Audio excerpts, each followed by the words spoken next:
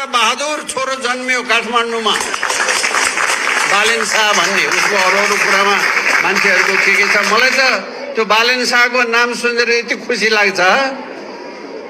तपाईको शिक्षाको समस्या उहाँ मन्त्रालयमा कहाँ छ, डाइरेक्टर अफिसमा छ, जानुहोस् उतै। तर मेरो नगर क्षेत्रभित्र तपाईँले हडताल गर्नुभयो भने गरेको मिनेटमा जागिर खोजिदिन्छु भनेर जो बालेन शाहले भन्नुभयो, बहादुर छोरो जन्मेछ भन्ने मलाई बल्ल। एक दिन चाँडै त्यो दिन आउँछ, देशले मुक्त हुनैपर्छ, नभए देश देश जस्तो भएन। मान्छे मार्ने कुरा र मान्छे बनाउने कुरा एउटै होइन। मान्छे मार्न सजिलो छ, तर मान्छे बनाउन बहुत गाह्रो छ।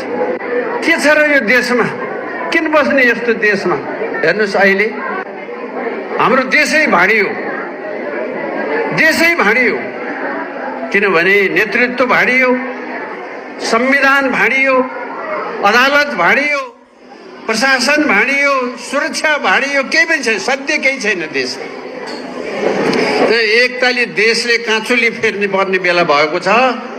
त्यो काँचुली फेर्नलाई नयाँ पुस्ता, नयाँ युवा चाहिन्छ। नयाँ पुस्ता र नयाँ युवा जति सबै विदेश पलायन भएपछि अब यो देश खण्डहर हुने अवस्थामा पुगेको छ। अघि पूर्ववक्ताहरूले भन्नुभए जस्तै कृपया तपाईँ हामी सबैले एउटा जोरदार कोसिस गरेर जोगाउनु पर्ने अवस्था छ। देशको मियो अभिभावकत्व चाहिएको छ। देशको सबैभन्दा ठुलो मान्छे, अभिभावकत्व दिनुपर्ने मान्छे नै देश बेचेर खाने भएको छ। हुँदा आफ्नो देशको नागरिकलाई विदेशी बनाएर त्यसबाट पैसा खाने सम्म भइसकेका बेइमान कुकृत्य ज्यानमाराहरूको देश हुन थाल्यो यो। यसबाट नेपाली जनताले मुक्त हुनै पर्छ। एक दिन चाँडै त्यो दिन आउँछ, देशले मुक्त हुनै पर्छ, नभए देश देश जस्तो भएन।